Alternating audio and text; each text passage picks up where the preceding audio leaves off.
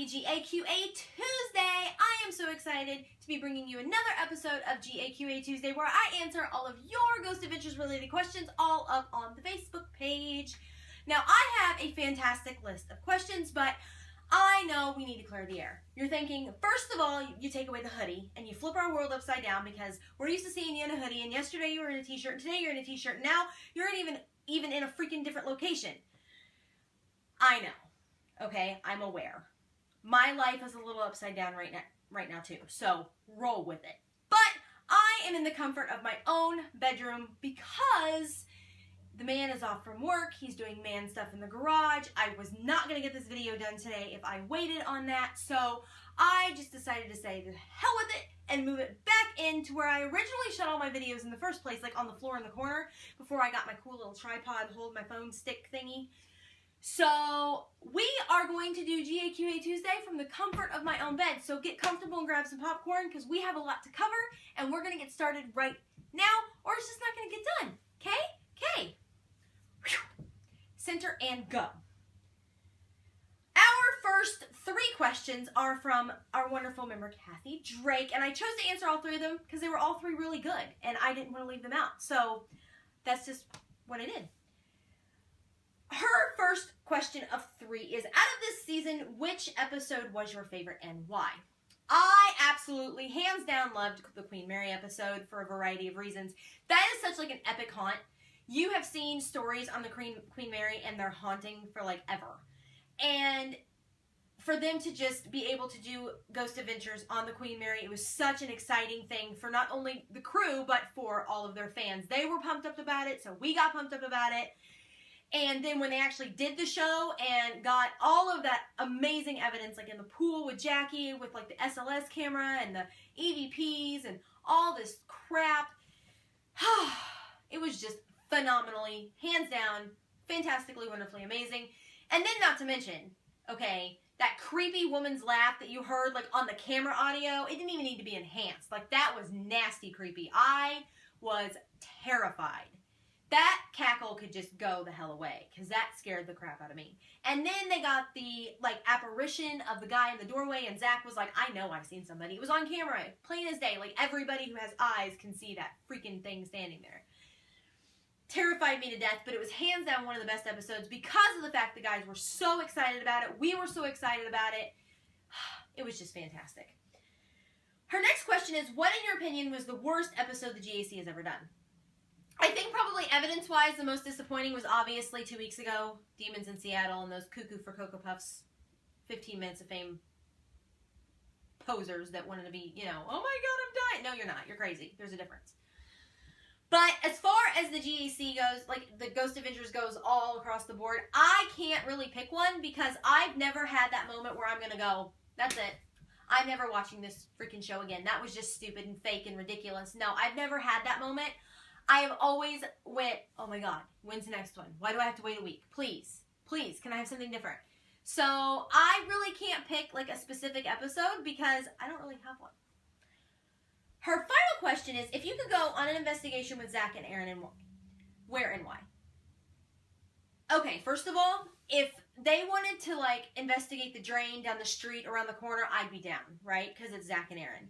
But if I had to pick like a specific location, I would probably have to pick the Missouri State Pen because I actually live like 20 minutes down the highway from that wonderfully haunted, bloodiest 47 acres in America. And I think it would be really cool to give the guys like a chance to go back and reinvestigate it, and then it would be cool for me because I would get to be with the guys, and then my life would be complete, and all would be right, and it would be happy and sunshine and rainbows. Also, I don't live that far, so it wouldn't be like a big drive for me, so it's like a win-win either way. I get to drive to a very, short distance, and then I get to see the guys, and like I said, sunshine and rainbows. So I would probably have to pick Missouri State Pen for convenience and because it's freaking haunted. So thank you so much for those questions. I enjoyed them, and I really liked them, and so I answered all three of them just for you. Our next question is from our very own Walter Roswell, who once again made me do my homework. But it's okay because I learned some stuff I didn't know when he asked the question, and so it all works out, right? Right. But his question was, what's some of the background guys? Bill Chappell, Dave Schrader, Jeff Belanger, all of the above. Dave Schrader is originally from Illinois, but he currently lives in Minnesota, where he's lived since like the late 80s after he went to school. He's always been fascinated with paranormal. He had his first paranormal experience when he was a little boy following the death of his grandmother, and he continued to have experiences throughout his life, which only fueled his desire to be a paranormal investigator even more and want to learn more and know more and do more. He's very big in the paranormal community. He's been on Coast to Coast AM. He has his own radio show, Darkness Radio, and he's also been a really big help to the GAC, including 2 weeks ago in the Demons in Seattle episode. So he is just one of those like all-around guys that is willing to help in any paranormal situation. He's got a lot of experience and a lot of credibility, and people really respect him for that. And so that, in my book, makes him, like, hella cool. Bill Chappell actually spent his entire career as an engineer in the robotics industry, and then he was also a college professor. And at 47 years old, he was asked to create a device that could communicate with the dead. He thought it was hysterical and amusing because we all know Bill, he's a bit of a skeptic. And wants a scientific answer for everything. Not surprising being an engineer. But he's like, you know what? Screw it. I'll go with it. So he created a prototype that was successfully used at Waverly Hills Sanatorium on April 23rd, 2007, and he became paranormal like royalty. He created this device, and it was successful and amazing, and everybody wanted more. So he has since then created Digital Dowsing LLC, which is his paranormal research equipment company, where he has created things like the Paranormal Puck, the Ovilus, the EM Vortex. He's also created like the magnetic microphone device that we've seen, the gas detector we've seen. We've seen all these really awesome devices that he's created on Ghost Adventures. And we've heard Zach talk about, you know, how he's excited to be with Bill Chappell and have him do all this work. Well, now we know why. It's because in October of last year, he actually signed an exclusive content agreement with the GAC to where all of his devices are going to be used on their show so that we can learn about them and be amazed even more. How cool is that? So I'm really happy that we have like our own engineer. Like the GAC is rolling with like their own equipment engineer. That's pretty effing awesome, if I should say so myself. Finally, Jeff Belanger is like that all-around like jack of all trades when it comes to the paranormal. He is a writer, an author, a researcher. He is a paranormal investigator. He's kind of done it all, and he's actually really, really, really big in the paranormal community. He's written over 12 books. He's written for the Boston Globe. He's written for USA Today. He's been a researcher on Ghost Adventures, helping them find all of their historical evidence to use in the show. And he also did something really cool, which is kind of tugged at my heart a little bit, because it has really nothing to do with the paranormal, but it is just one of those things where you have so much more respect for a human being at the end of the day. As we all know, the country was rocked in December of 2012 following the tragic shooting at Sandy Hook Elementary in Newtown, Connecticut. Jeff is actually a Sandy Hook Elementary alumni. He went to school there as a little boy, and so he has sat on the board of directors for the Newtown Memorial Fund that allows people to donate money, time, volunteer work to the families and the victims of the Newtown shooting, which I thought was just amazing. As a parent and as a human being, when you hear something like that on the news, your heart breaks and you want to step up and help in any way you can. And he has really done that by sitting on that board and saying, this is what we're going to do for these families. And so, while not paranormal related, it really pulled at my heartstrings as a mother, because at the time I had a first grader, and all I wanted to do was take her out of school and hug her and tell her how much I loved her, because I couldn't imagine that happening that short before Christmas. So props to you, Jeff. You win my award for being like epically awesome today. Just for that. And it even had nothing to do with the paranormal, but it was, like I said, spot on.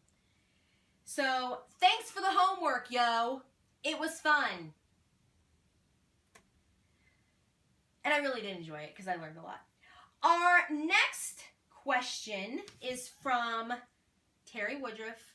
And he asks, where did the guys do their very first lockdown? Off camera. Now, I looked for this, like, high and low, and I couldn't find anything. Like, it kept going back to, like, the documentary thing. And so, I think I just have to say, like, they've all had their first experiences. They've all had their paranormal whatever. I know that Aaron wasn't really even into the paranormal until he kind of got involved with the documentary with Zach and Nick. And so I think it just goes back to their very first experiences, if they had any, and that drawn them to, you know, to trying to figure out more about this life in the world. So I don't think they really ever did like a lockdown prior to the documentary in 2004, but I know that they've all had their experiences, and now they are all like sucked into the vortex of the paranormal. But that was a really good question. And again, it made me do my homework because I didn't know that, and all I kept getting was the documentary. So I don't know if they really ever did any kind of a lockdown. I know that they all kind of did their own thing prior to that, but as far as like the lockdowns that we're used to seeing now, I just don't think that they did those. Our final question for GAQA Tuesday is from Susan Clark Fitzpatrick, which she asks, when Ghost Adventure starts, meaning like in the promo, Zach's talking about coming, you know, he never had a paranormal experience until he came face to face with one, and she was wanting to know what he meant by that. Well, as most of us know, when he was living in Michigan back in like 2002, he was living in an apartment where a girl had committed suicide in his bathtub, and she kept taunting him a little bit and pushing him down and holding him down and screaming his name. And on the 7th night of this happening in a row, which like I've said before would piss me off. You do not wake the sleeping lion, okay? Just saying. But he actually popped up out of bed and seen her. So face to face, he's seen this woman standing there staring at him before he proceeded to run out of the house like a little girl. So that's what he's talking about when he says, I came to face with one, because he literally came face to face with the dead. And that was his first paranormal experience, and it scared the living crap out of him, as I'm sure it would me. But there is a reason he says it, and that's it. It's just him referring to his experience in Michigan. So that's all I have for GAQA Tuesday. I will be back tomorrow for What Should I Do Wednesday, so be sure to head over to the Facebook page and drop your questions in a comment below, or just ask them or message them to me. All of the above, and I will put them in tomorrow's video where I answer all of your paranormal, like your general paranormal related questions. I hope you guys have a fantastic rest of your Tuesday. I'm going to go enjoy the sunshine while it's still out and enjoy this nice, beautiful, warm, fantastic weather. Until then, until tomorrow, much love, much happiness. I may even take a nap. I will talk to you guys tomorrow. Bye!